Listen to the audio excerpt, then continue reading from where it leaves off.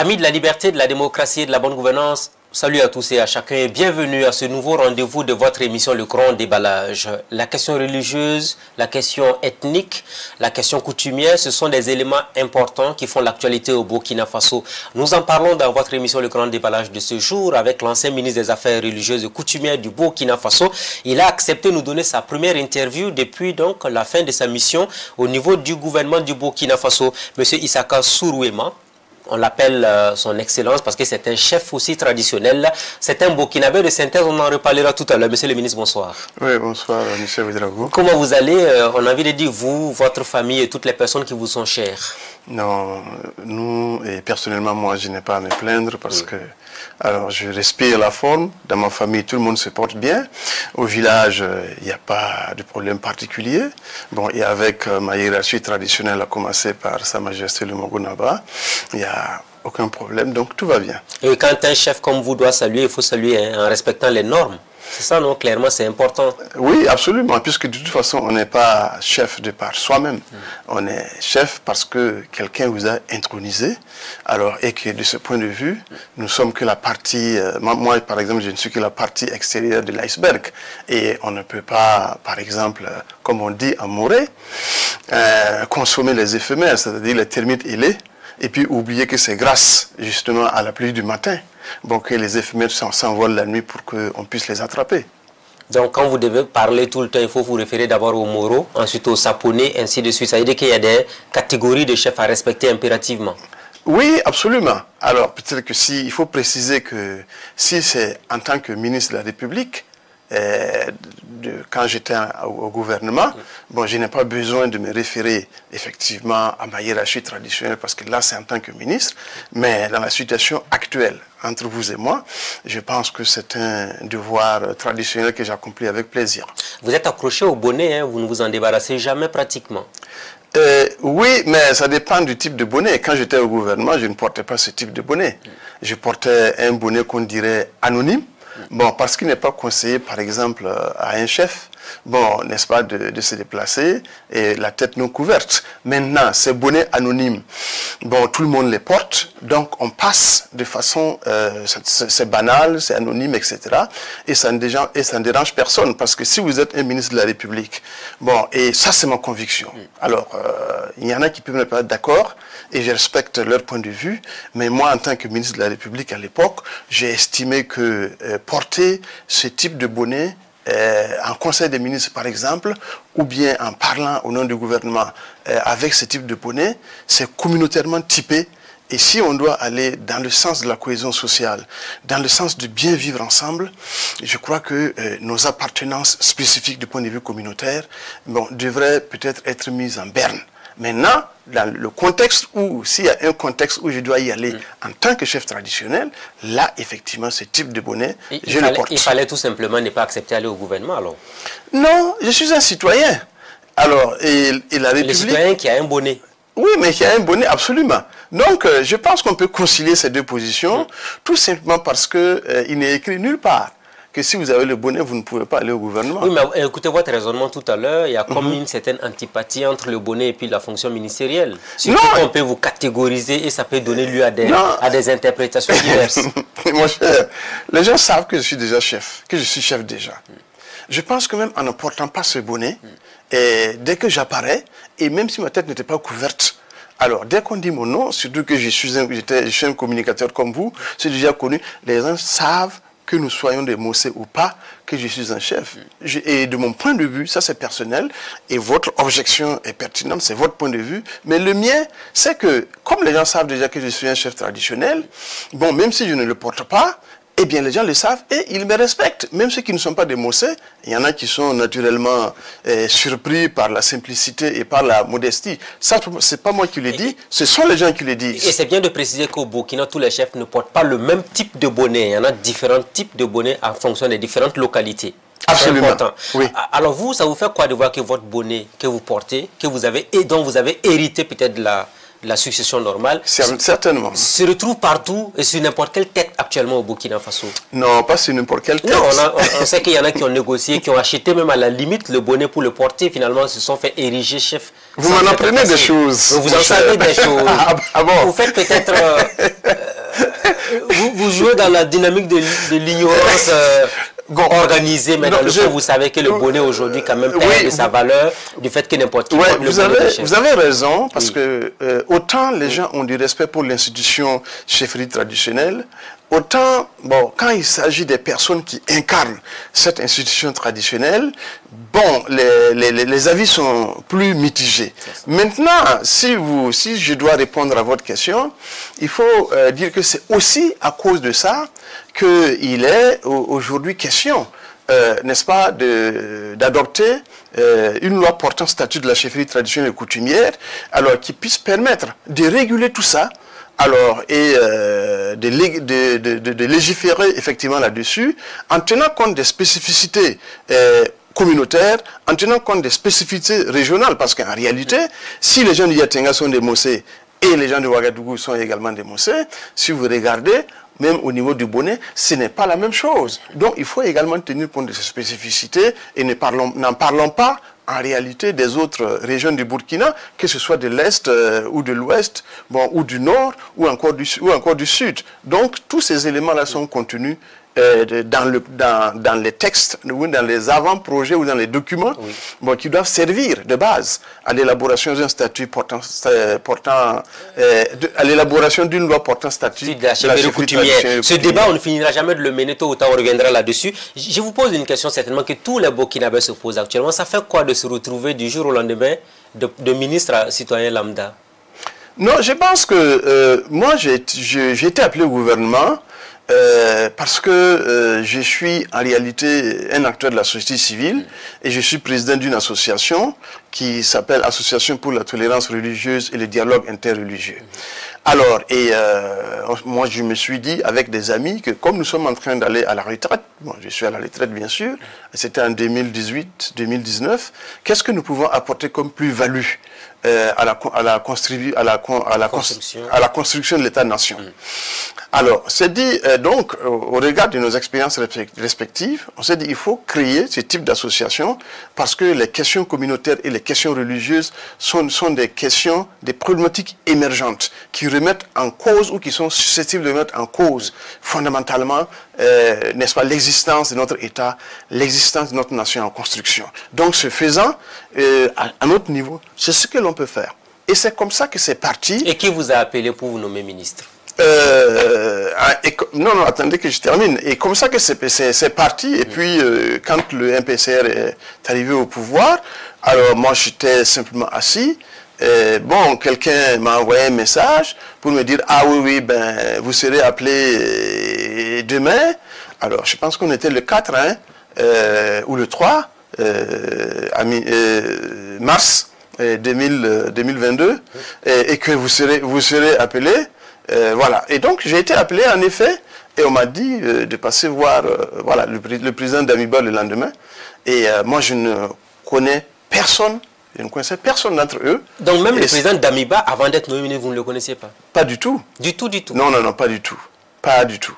Non, non, je ne le connaissais pas du tout. Donc, quelque part, j'ai vu son nom quelque part, mais moi, je ne le connaissais pas physiquement. Et je dois dire aussi que c'est grâce aux médias et aussi et surtout à Burkina Info, eh bien, il semble qu'il y a une émission que les gens, voilà, ils ont regardé, et puis quelqu'un dans le lot a dit, bon, celui-là, il me le faut. Bon, donc, et c'est comme ça que c'est parti, le casting est parti de là. Bon, et puis, c'est un de mes proches. Vous avez rencontré le président d'Amiba, oui. Et il vous a dit qu'il voulait faire de vous donc un ministre des Affaires religieuses et coutumières. Oui, on a eu un entretien pendant environ 1h30. Okay. C'était comme une espèce d'entretien d'embauche, j'allais dire. Bon, et toutes les questions d'ordre religieux et d'ordre coutumière ont été en fait évoquées. Bon, et puis à la fin, il m'a dit qu'effectivement, il me proposait, il souhaite que j'occupe ce poste, mais pas sans avoir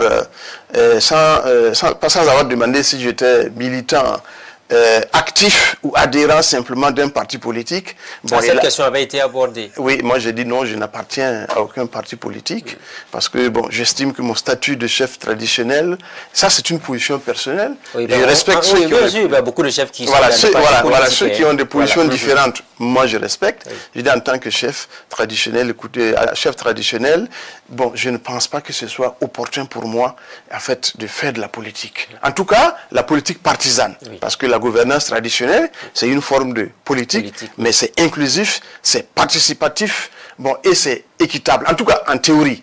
Une heure et demie après, vous lui avez donné votre accord pour être ministre. Absolument. Il vous a dit d'aller voir maintenant le Premier ministre Albert Ouedraogo. Non, je n'ai pas vu le Premier ministre Albert Ouedraogo, mais il m'a fait parvenir des messages, parce qu'il était vraiment surbooké. Bon, et le temps était très court. Il m'a envoyé des messages bon, pour me féliciter, etc., en disant que bon, on se reverrait. Alors lui, je l'ai connu, mais juste, on s'est rencontrés une seule fois, quand j'étais président du conseil d'administration de l'agence de promotion des exportations du Burkina, Apex Burkina, et il avait conduit une étude qui était fantastique, et il avait fait ça avec un Camerounais. Et jusqu'aujourd'hui, je crois que c'est la stratégie nationale relative aux exportations. Mes souvenirs ne sont pas très exacts, mais le conseil d'administration a vraiment apprécié le travail qui a été fait. Bon, donc, quelque part, je n'étais pas surpris, effectivement, qu'il soit Premier ministre, parce que c'était vraiment un travail de qualité. Et vous êtes retrouvé au gouvernement. Quelle était la lettre de mission qu'on vous a transmise en tant que ministre chargé des Affaires religieuses et coutumières? Bon, en réalité, pour ce qui est du ministère, il s'agissait de mettre en œuvre, par exemple, la politique du gouvernement en matière de liberté religieuse et en matière de coutume et de tradition. Bon, ça veut dire quoi en termes clairs? De façon spécifique, ça veut dire que les institutions telles que la chefferie traditionnelle et coutumière et telles que les religions, en réalité, de fait, apportent une contribution inestimable bon, au fonctionnement de l'État, notamment quand nous sommes en période de crise. Donc, si tel est le cas, au lieu de laisser ces institutions-là naviguer un peu dans l'informel, il était important que les rapports, par exemple, avec l'État, soient quelque part légaux, soient institués, et parce que nous sommes dans une république, et quand on dit état de droit, ça veut dire que toute action que vous posez, toute relation que vous tissez, ça doit être adossé à un texte. En réalité, soit de rang législatif, soit de rang réglementaire, mais en tout cas, on doit se référer à cela. Est-ce que la pratique religieuse avait commencé à aller vraiment dans l'anarchie au Burkina Faso? Non, c'est pas ça. Même aujourd'hui, c'est pas dans l'anarchie. Parce que je crois que il y a certainement un certain nombre de choses qu'il faut prendre en compte.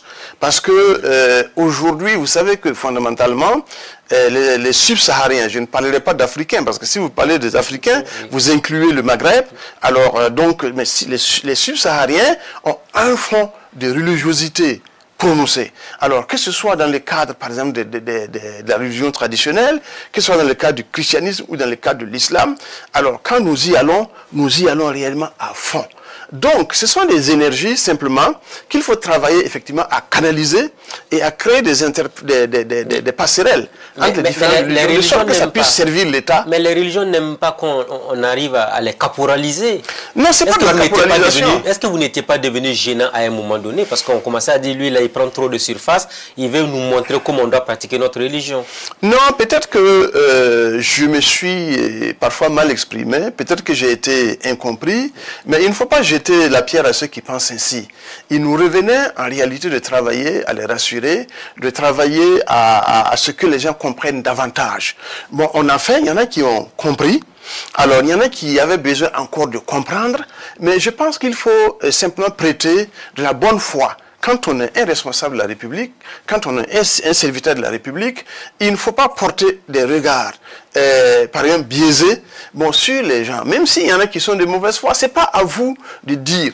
Vous faites ce que vous devez faire et l'opinion appréciera. Votre gouvernance n'a pas été un long fleuve tranquille. Hein. Vous en avez subi. Oui, mais parce que même la création du ministère avait posé, les gens se disaient, mais lui, là même, finalement, il n'est pas l'homme qu'il fallait parce qu'il a commis beaucoup d'erreurs dans la gouvernance du ministère de la religion. Oui, mais ça, c'est peut-être certaines personnes. Oui. Mais chez d'autres, ça n'a pas été le cas. La preuve, c'est qu'aujourd'hui, ce que ce soit au niveau de la Fédération des Églises et Missions évangéliques, que ce soit au niveau de la Conférence épiscopale Burkina-Niger, ou que ce soit la Fédération des associations islamiques de Burkina, parlons pas donc du Conseil supérieur de la chefferie traditionnelle et coutumière, aujourd'hui, nous sommes toujours en interaction. La preuve, nous avons inauguré la mosquée de vendredi du village de Dawilgue, dont je suis le chef traditionnel, et tout le Gotha de la FAIB et de la communauté musulmane y était, à commencer par le président Moussa Kwanda.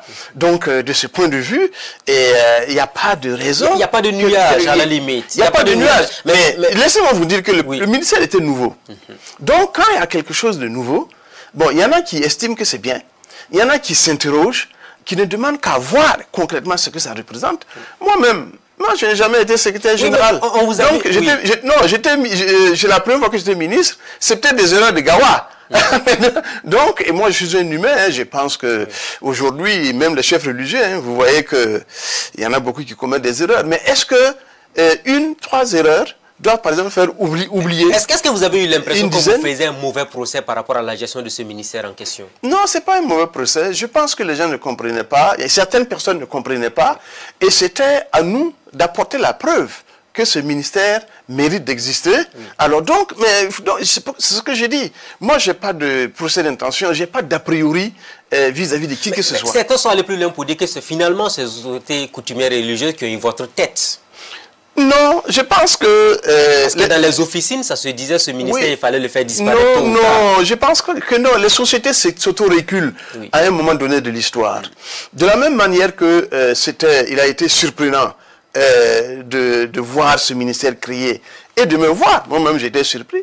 De la même manière, de façon inattendue, on a dit que ce ministère n'existait pas. Voilà, ce ministère a été supprimé.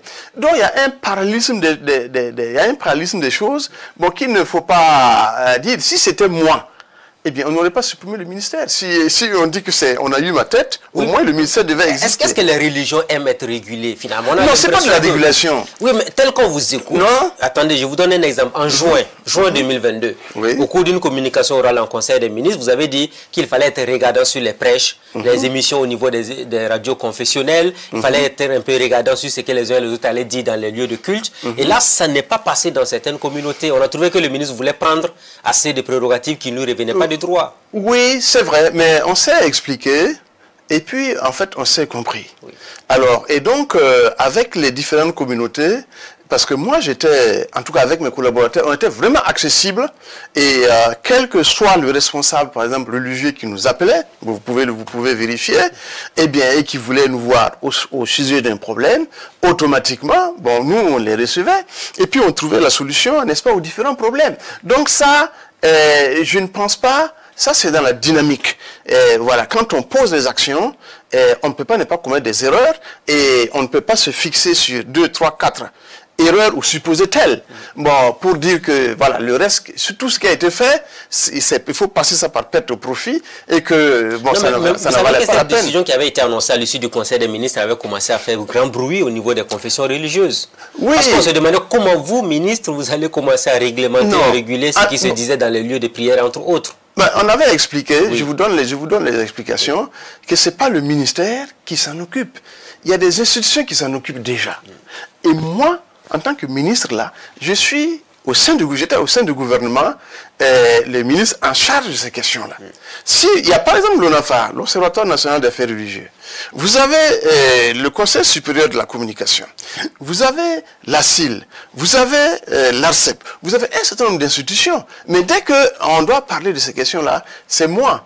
Alors, c'est peut-être l'occasion de dire que, évidemment, on n'a pas été compris. Et je crois qu'il ne faut pas charger ceux qui n'ont pas compris. Il faut peut-être dire que à notre niveau et à mon niveau personnel, peut-être que l'effort n'a pas été suffisamment fait pour que les gens comprennent. Alors, et quand on a expliqué... Est-ce que vous avez senti que c'était très sensible de toucher déjà à ce qu'on voulait dire dans les lieux de culte? Parce qu'au Burkina, quand même, il y a certains leaders qui ne veulent pas en entendre parler du tout. Vous savez, les quiproquos, en réalité, c'est-à-dire que si on prend une chose pour une autre chose, ça peut exister. Et ça peut avoir les conséquences que l'on sait. Mais faites l'effort d'expliquer, de clarifier. Et c'est la preuve que si vous prenez l'avant-projet de loi portant liberté religieuse, on est revenu sur ces questions en réalité. Donc tout est contenu dans ça. Et vous savez qu'on a associé la chefferie traditionnelle et coutumière, on a associé les différentes fêtières religieuses, et tout le monde s'est entendu sur un minimum. Chacun est allé dans son livre saint chercher en réalité les références qui peuvent, une fois mises ensemble, nous permettre de vivre comme une société. Et donc, c'est un super livre saint qu'on a produit ici. Et bien sûr, les religieux me permettent de m'exprimer ici. Oui, il y en a qui diront qu'il n'y a pas deux livres saints. Il y en a qui croient en leur livre saint et c'est éternel pour toujours. Alors, vous avez dit ce jour-là, je vous cite, parce que c'est ce que le Conseil des ministres avait dit, le contrôle du contenu des prêches, des enseignements religieux, des émissions et des messages véhiculés par les leaders religieux, ainsi que les médias confessionnels. Quand c'est sorti, on a dit, mais c'est de l'utopie dans un pays comme le Burkina Faso.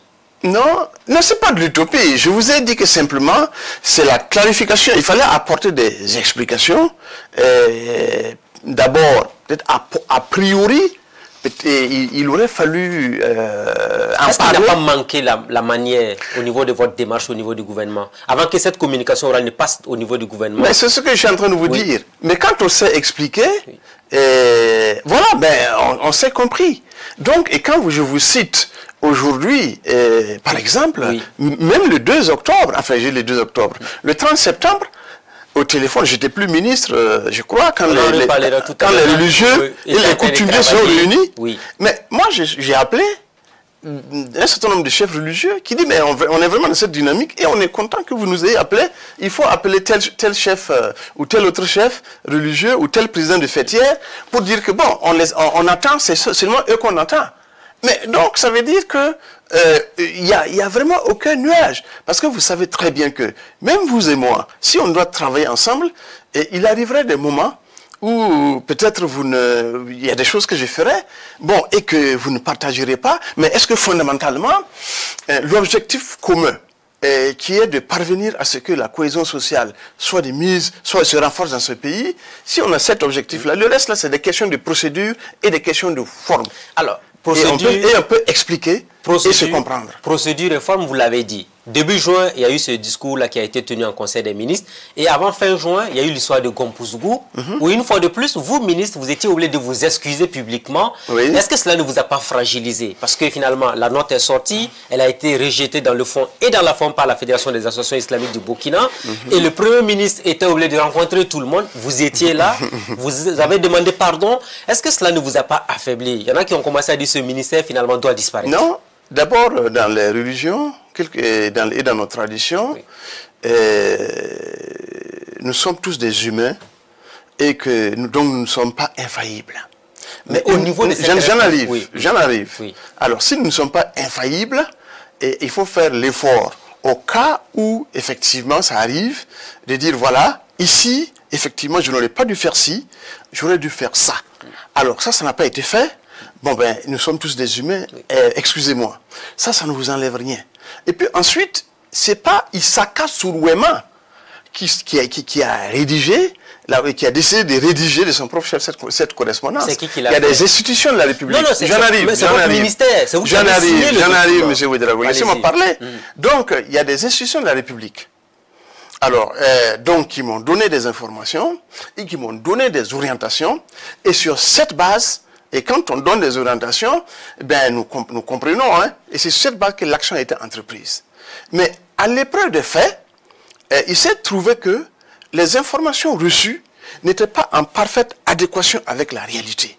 Et comme moi, c'est le ministre qui porte le dossier, mais moi, je ne vais pas dire, ah oui, oui, c'est de l'irresponsabilité, que de dire, ah oui, on m'a dit ci, on m'a dit ça, c'est pas moi. Donc, vous avez signé un document sans avoir fait au préalable une vérification? Non, je n'ai pas signé de document. J'ai reçu des informations. La note est sortie. Non, j'arrive. Et j'ai initié une correspondance. Oui. Alors, donc, pour le reste là, je vous en parle parce que tout simplement, il est nécessaire que nous en parlions. Sinon, la question a été résolue. Vous savez que, par exemple, au niveau de la FAIB, les choses ne devaient pas s'arrêter là. Mais les gens appréciaient justement ce que j'ai dit.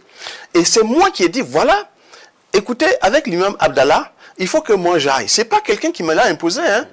J'ai décidé et j'ai informé la FAIB. J'ai dit, bon, vraiment, vous avez fait preuve de compréhension, nous sommes des humains, mais le premier intéressé là, il faut que moi-même j'aille le voir pour que ça explique. Moi, je me suis déjà excusé auprès de vous, mais il faut qu'on fasse connaissance. Et jusqu'à présent, nous avons des relations avec, j'ai des relations avec l'imam Abdallah. Donc ça, ce n'est pas un problème. Et j'ai dit, le 18 juin, quand le président de la communauté musulmane du Burkina Faso devait être installé, que nous sommes des humains et que nous resterions des humains.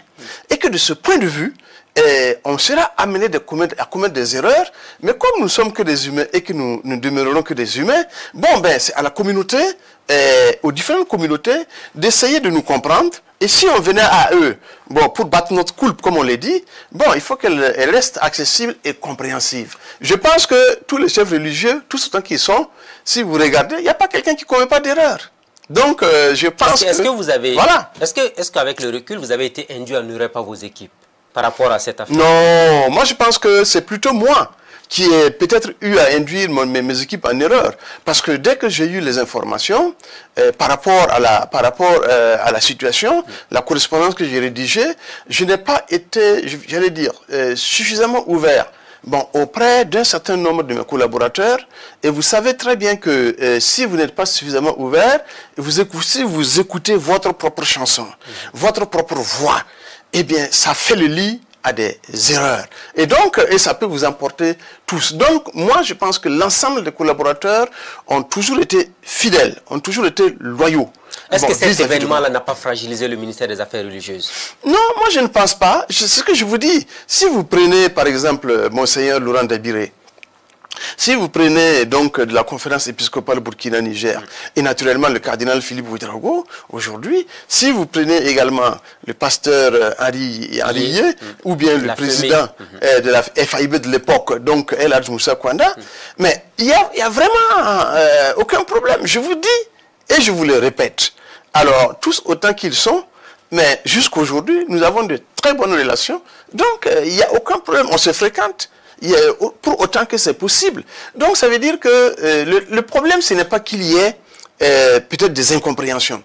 Le problème, c'est de faire preuve de mauvaise foi en ne reconnaissant pas ces erreurs et en ne cherchant pas les solutions en fait consensuelles à ces incompréhensions. Et depuis ces événements, on a vu que vous étiez encore très silencieux, vous étiez moins bavard, on ne vous voyait pratiquement plus. Apparemment, vous avez pris du recul par rapport à cette expérience au début, non, ça c'est vous qui le dites. Oui, mais ça a été quand même un moment difficile pour vous. Non, mais je pense que la difficulté, oui. Reconnaissez quand même que ce ne fut pas un moment simple pour vous en tant que ministre. mais je crois que je n'ai jamais été réellement ébranlé. Parce que pour moi, c'est assez clair. Si on reproche aux responsables, tout le temps pour dire, ah oui, quand ils arrivent, c'est eux qui ont toujours raison, personne n'a tort. Je dis, bon, moi je suis un responsable, ici là j'ai tort. Et avec ma conscience et avec Dieu, moi je suis tranquille. Certains même en son temps avaient demandé à ce que vous démissionnez du gouvernement. J'en arrive, oui. J'en arrive. Alors, donc, et quand le ministère, quand il a été créé, moi j'étais le seul. J'ai mis une semaine, sans bureau, sans moyen de déplacement. Alors, il a fallu nommer une secrétaire générale. Il a fallu ensuite constituer l'équipe. En ce moment-là, je devais être au four et au moulin. Donc, s'il y avait ces collaborateurs-là à l'époque, moi, je serais certainement moins visible médiatiquement parlant. Mais si vous n'avez pas quelqu'un pour manger votre âne ou votre chien, mais vous devez le manger tout seul. Donc, évidemment, si vous êtes seul et vous faites le travail, vous êtes exposé effectivement à des erreurs.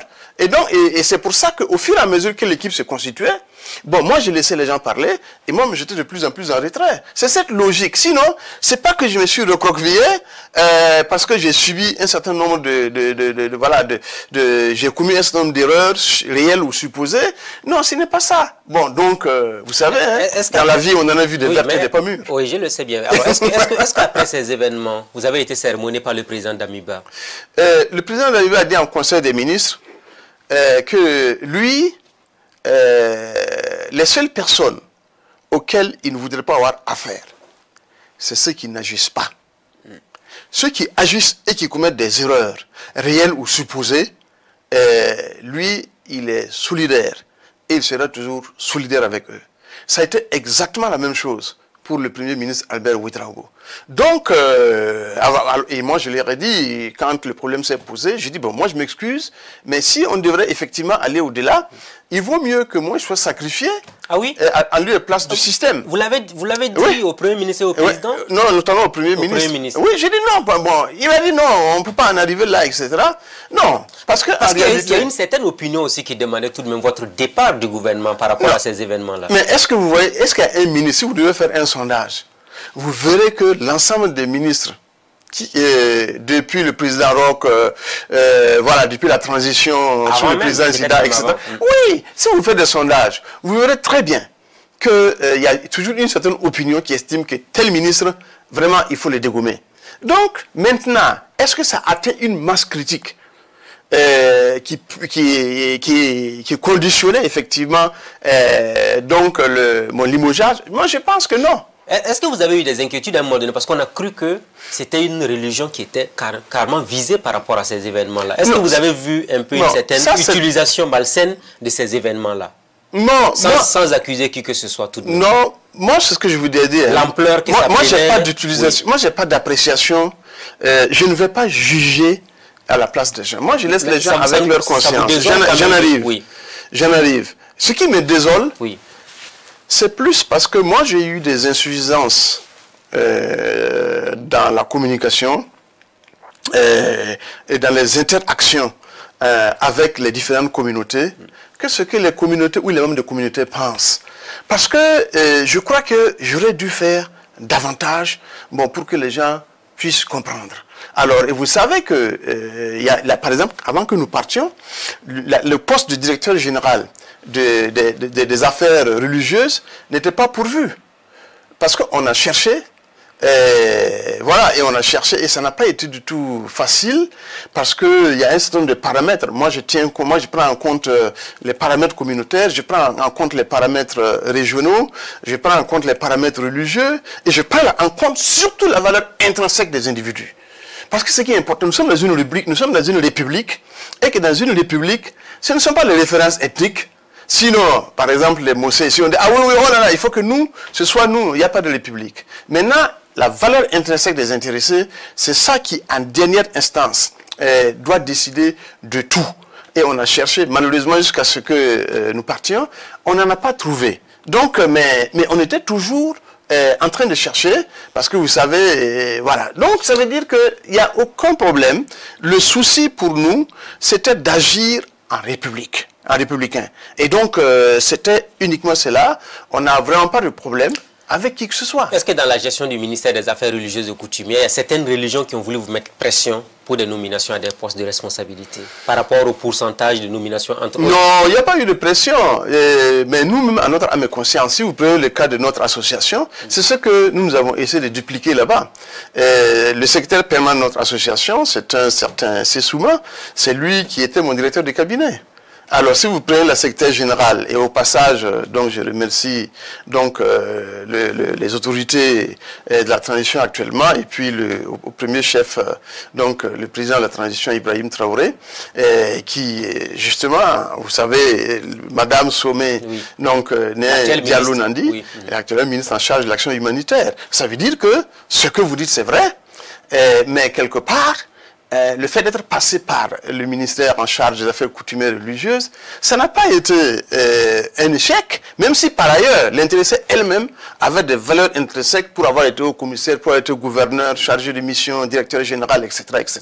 Mais je pense que son passage l'a encore mis en orbite, l'a encore mise en orbite, et que si elle se retrouve là-bas, c'est aussi une partie de moi, voilà, qui se retrouve au gouvernement. Donc, ça veut dire que, quelque part, le travail qui a été fait comportait un mérite certain. Maintenant, et ce n'est pas parce que le ministère a été supprimé, il n'a pas été supprimé pour insuffisance des résultats. Parce que ça, c'est vous qui le dites. Oui, en tout cas, c'est ce qu'on m'a dit. Ça, c'est ce que vous dites. C'est ce qu'on m'a dit. On sait qui? Ah ben écoutez, bon, quand même je ne peux pas... si vous voulez être transparent, oui, mais rien n'existe dans l'absolu. Oui. Alors donc, tout est relatif. On vous dit ça peut-être pour vous faire plaisir, mais dans le fond, on sait que c'était... Non, il n'y a pas de problème. Les gens ont le droit, mais ils n'étaient pas tenus de me dire. Si moralement ça peut vous satisfaire, on peut vous dire ça par exemple. Non, oui, quand cela ne tienne, ça veut dire qu'ils ont de la considération pour moi. Ça veut dire qu'on a eu de la considération pour moi et on se dit moralement, il faut qu'on le console. Donc ça veut dire tout simplement qu'à ce niveau-là, il n'y a aucun problème. Et puis il faut aussi vous le dire, quand le président il m'est revenu, je peux me tromper et les informations peuvent être fausses, mais il m'est revenu que le président Traoré a reçu, effectivement, la communauté coutumière a reçu. Donc récemment, la communauté catholique a reçu la communauté des musulmans. Oui. Pas la communauté musulmane, mais la communauté des musulmans, ce qui est différent. Alors, peut-être que la FME, la Fédération des Églises et Missions Évangéliques, est sur les... Mais quand vous regardez, même le compte rendu, si on prend le cas de la FAIB récemment, il a appelé, donc la FAIB, à travailler dans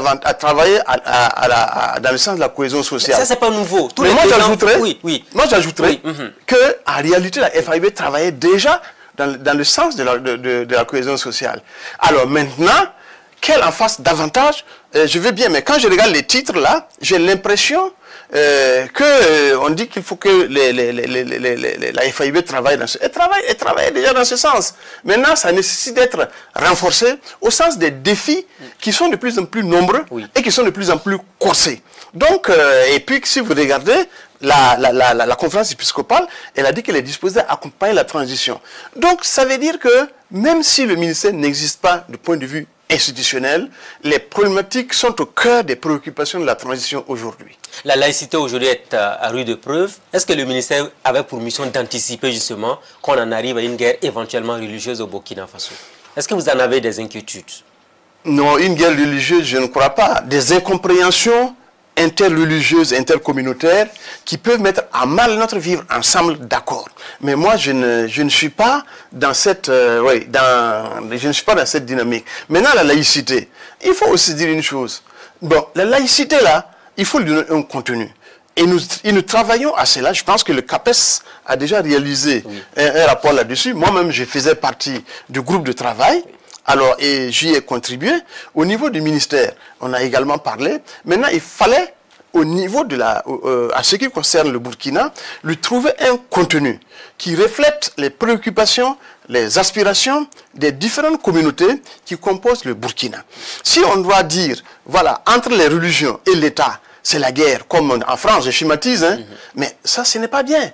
Ça, ce n'est pas bien. Il faut que quand on regarde la tendance actuelle, on a l'impression que beaucoup de Burkinabés ont tendance à vouloir remettre encore la laïcité au Burkina Faso. Peut-être par méconnaissance même des... Voilà, tout à fait. Là, je suis d'accord. Donc, si c'est par méconnaissance, il est du devoir de ceux qui comprennent, à commencer par l'État et les communautés religieuses et coutumières, de travailler à expliquer davantage. Donc, que le peuple ne comprenne pas, moi j'estime que le peuple, c'est normal que le peuple ne comprenne pas. On peut comprendre que le peuple ne comprenne pas. Maintenant, c'est aux dirigeants, les leaders, quels qu'ils soient, de faire preuve, n'est-ce pas, de capacité, voilà, en matière de communication, en matière de pédagogie, pour que les gens comprennent. Donc, je pense que c'est un travail qui nous concerne tous, et ça ne devrait pas être uniquement le rôle de X ou de Y. Et je crois que c'est cela. Et si nous sommes à ce niveau aussi au sein de la société, c'est parce que nous avons la connaissance, nous avons une certaine connaissance du monde que nous devons apporter à nos concitoyens qui n'ont pas eu la chance d'être à notre place. Parce que si moi si j'ai été ministre, je suis chef, etc., qu'est-ce que moi j'ai fait? Par exemple, à Dieu pour être là, moi je ne sais pas. Hein.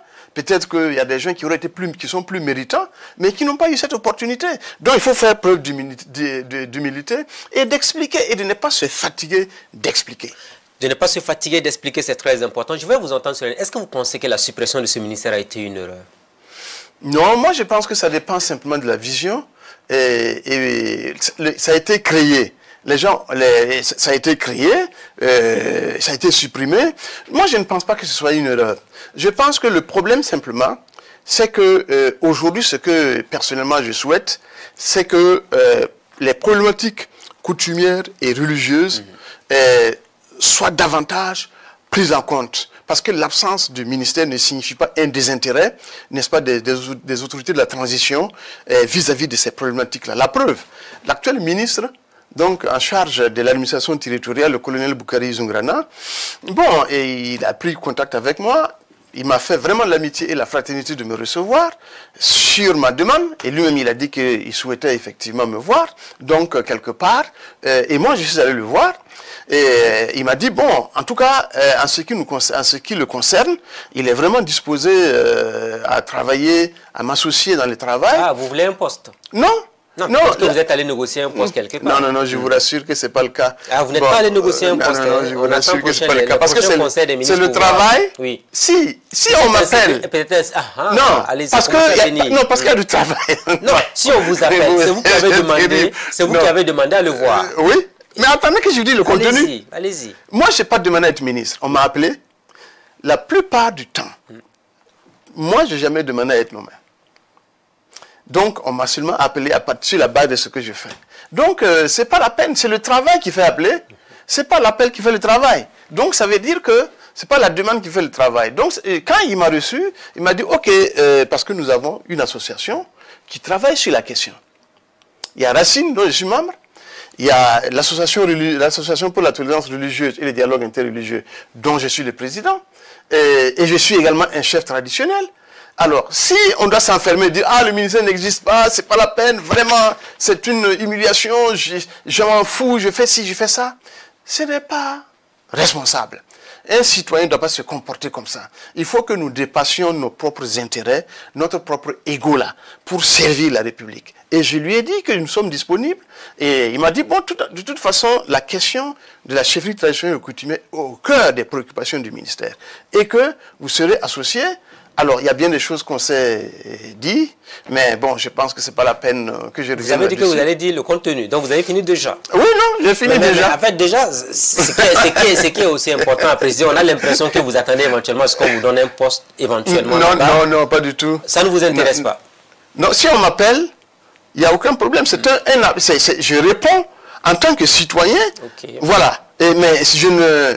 Particulièrement parce que je vous dis, je suis déjà sur d'autres dossiers dans ma vie, à partir de l'expérience du ministère.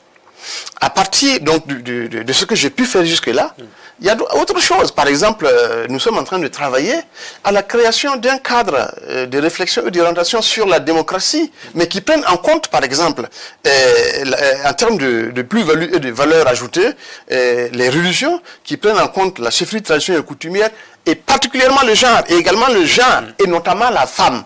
Donc, ce n'est pas la peine de s'en faire. Il y a vraiment du grain à moudre pour tout le monde. Alors, il faut seulement travailler, se dire, où que l'on soit, qu'est-ce que je fais pour la République, qu'est-ce que je fais pour que le pays sorte de cela. Maintenant, si on vous dit, ah, vous faites ceci, bon, il est bon que vous veniez là. Non, je pense qu'il n'y a pas de raison de refuser. Alors donc, voilà, il y en a même qui n'étaient pas sûrs de nos positions, mais voilà. Voilà qui est bien dit. Je veux qu'on évolue dans l'émission. Je vais vous entendre un peu sur la suite. Comment vous avez vécu finalement la chute de Paul-Henri Sandaogo Damiba? Bon, il faut dire que personnellement, je ne pensais pas qu'on en arriverait là. Non, mais je sentais tout de même que bon, il y avait peut-être des choses, mais ça c'est aussi peut-être bon, l'expérience. Vous n'avez pas vu venir les choses? Plus ou moins, mais je ne pensais pas que on en arriverait là. Mais sinon, je savais qu'il y avait quand même des choses. Il y avait quelques petits problèmes, quelques petits frémissements, quelques remous.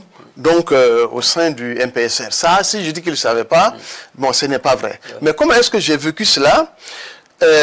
Personnellement, je n'ai pas été inquiété, même si en tant qu'humain, on doit avoir de la frayeur. Ça, c'est clair, ça, c'est un sentiment légitime. Vous étiez où quand les événements ont commencé? Non, moi, j'étais à la résidence ministérielle, en face du ministère de l'Agriculture, voilà, du chargé de l'Agriculture, avec ma famille, hein.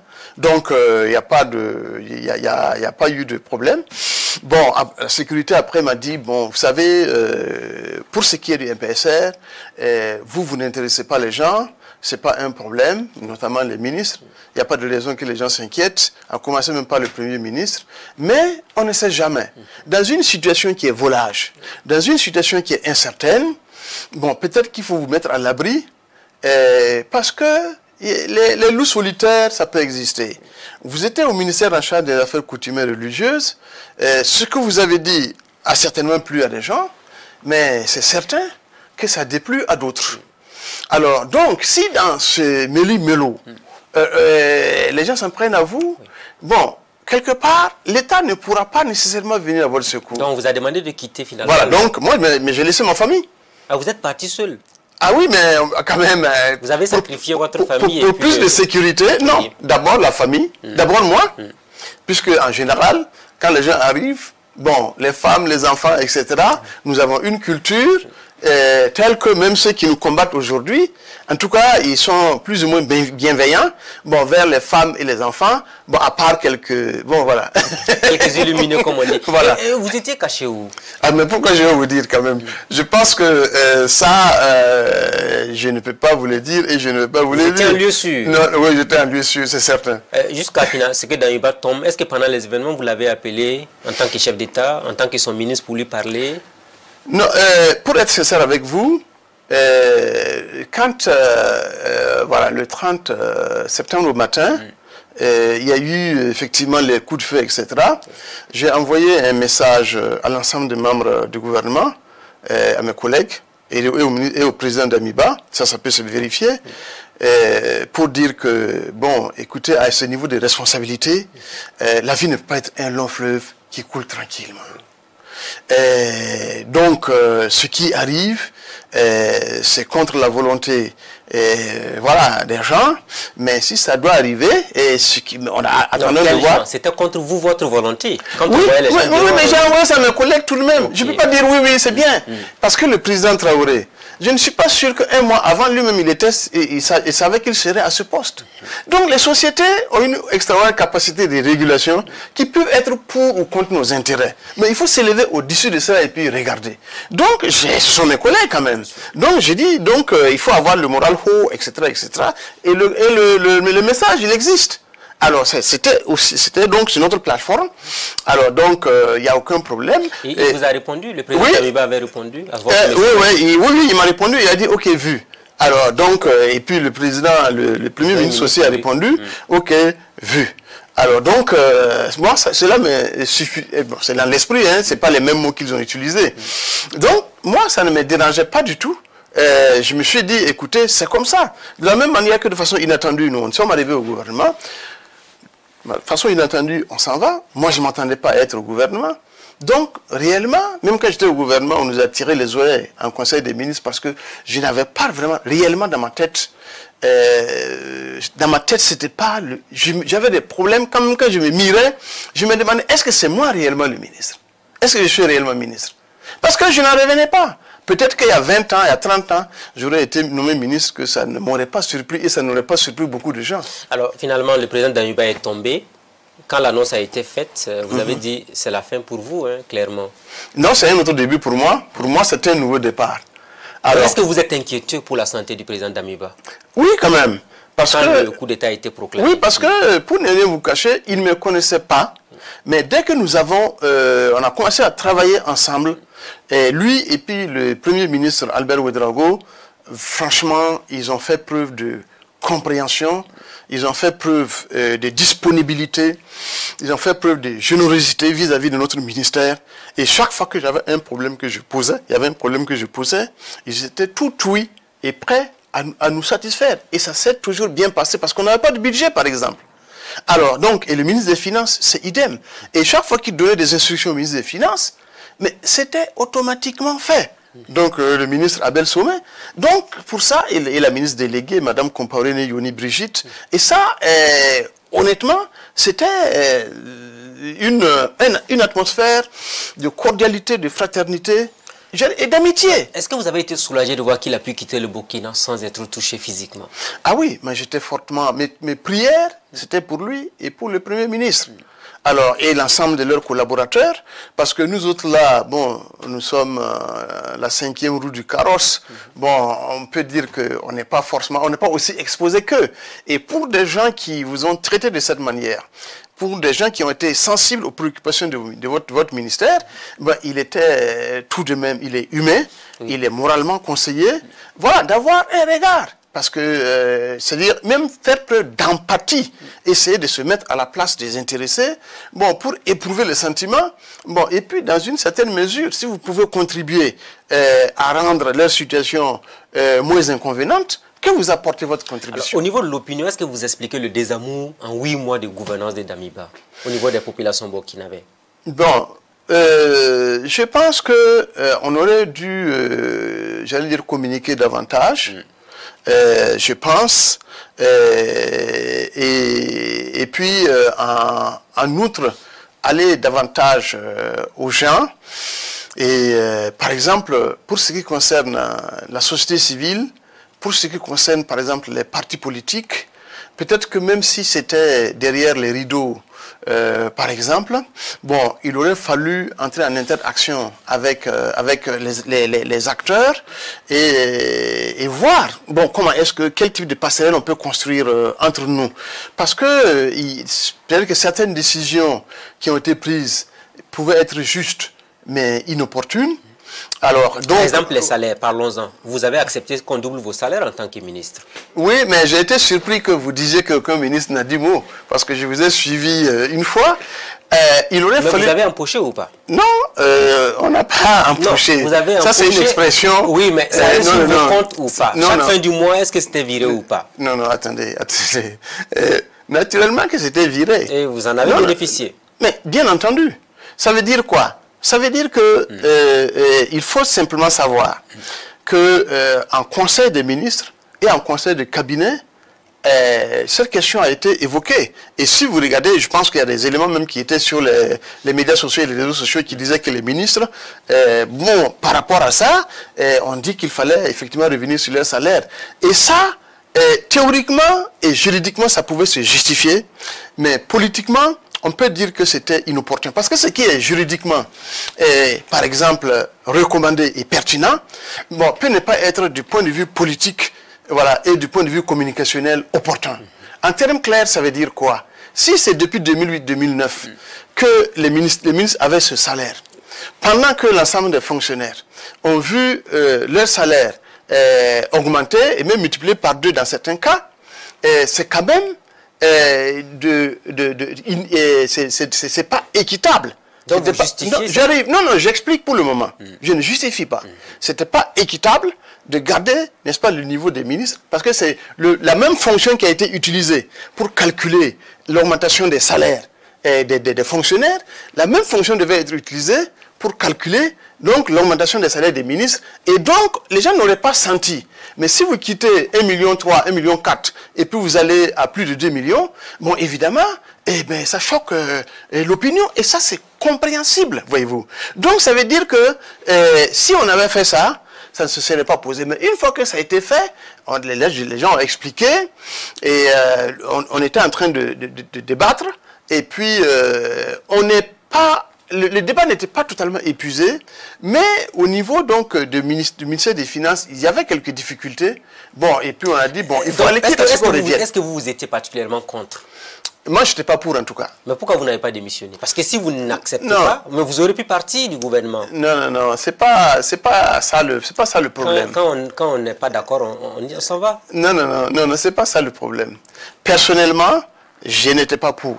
Et beaucoup de ministres n'étaient pas pour.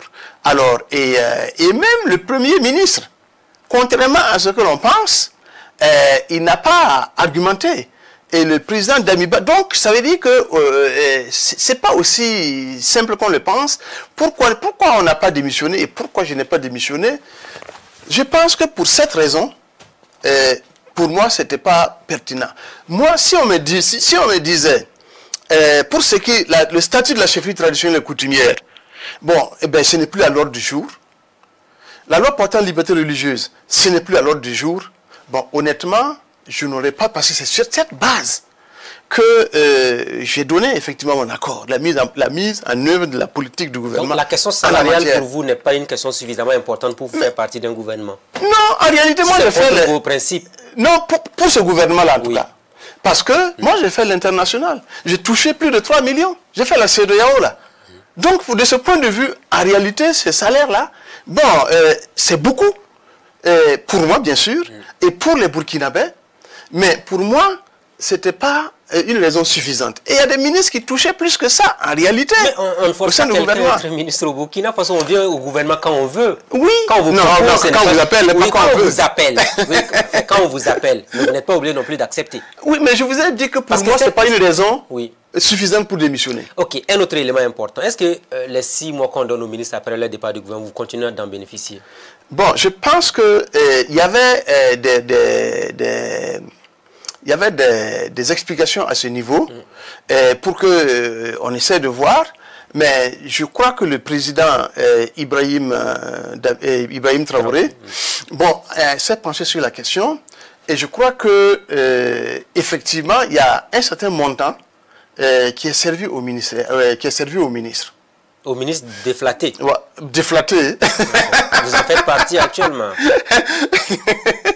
Bon, ceux qui ne sont plus au gouvernement, moi je vais utiliser un euphémisme, parce que quand on dit déflaté, c'est généralement les employés, c'est pas ceux qui sont à une fonction. Du gouvernement de toute façon. Non, ça c'est une fonction. Ok, allez-y. Ça c'est pas, voilà, c'est pas. Est-ce que vous continuez de bénéficier de votre salaire d'ancien ministre? Non. Vous ne percevez rien actuellement? Je perçois quelque chose, mais pas mon salaire d'ancien ministre. La moitié? Non. On est revenu sur la grille de 2008. Je préfère... Parce que le gouvernement actuel, quand ils sont arrivés, l'une des choses qu'ils ont eu à faire, c'est de remettre en cause ce que vous perceviez avant comme salaire. Oui, tout à fait. Tout à fait. Non, tout à fait. Je suis d'accord. Mais ce n'est pas mon salaire de ministre que je perçois. Mais en tout cas, quelque chose vous avez versé. Oui, tout à fait. Pour 6 mois, hein, logiquement. Bon, ça, j'en sais rien. Parce qu'on ne nous a pas informé. Pourquoi vous ne renoncez pas à cela? Pourquoi je ne dénonce pas? Pourquoi vous ne renoncez pas? Mais pourquoi renoncer? Si c'est un droit, hein? Si c'est appuyé sur un texte, pourquoi par exemple renoncer? Moi je ne vois pas l'importance effectivement de renoncer. Maintenant si on change le texte, bon, et bien naturellement... Est-ce que toutes les railleries autour de la personne de Damiba aujourd'hui, souvent quand vous entendez ça vous choque un peu? Oui, je pense que ça me choque, parce que c'est quelqu'un qui ne mérite pas réellement qu'on le dépeigne ainsi. Alors, il ne mérite pas. Il est venu donc sur la base d'une volonté certaine. Bon, comme tout individu, il a commis des erreurs, mais on ne peut pas passer cela par perte et profit, dire oh, le peindre en noir. Et je pense que pour ce faire, peut-être qu'il faut revoir, parce que nous sommes dans une société où on a besoin pratiquement de tout le monde. Si on a besoin de tout le monde, tôt ou tard, de toute façon, il faut qu'on se retrouve. En Côte d'Ivoire, avec la crise électorale, on a vu combien de personnes sont mortes, on a vu les condamnations de Gbagbo et autres, mais aujourd'hui, il nous donne effectivement un exemple.